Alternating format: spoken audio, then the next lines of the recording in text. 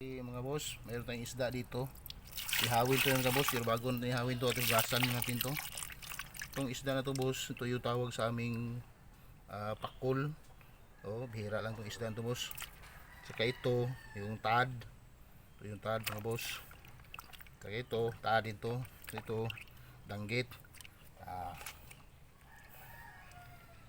Ihawin natin ito maya mga boss. Okay, sige. Thank you. Salamat mga boss. Natin ito mga boss. Ito, malaking ano, tawag ito sa amin yan mga boss, pugot.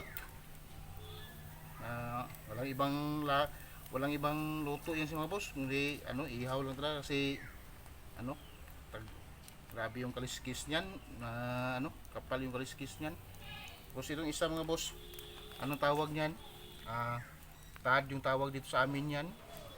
Para siyang may itsura niya parang tuko. Masarap ihawin to mga boss. Itong isa, pag sobrang laki na niya, binabalatan yan tapos ginagawang kaldereta. Yan itong isda yung mga huli ng papa ko dati mga boss, buhay pa yun. Ganitong klase mga isda, pero ito maliliit lang to. Yung mga huli ng papa ko sobrang laki. Siguro kung ganito mga tag 5 kilo ang isang piraso. Masarap to. Ito yung mga ulam mga boss na good for the health. Ito walang kontrato.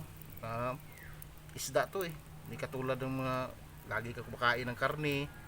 Wala, daming source ng sakit yung karne. Dapat ito yung laging ugaliin natin kainin mga boss. Itong isda.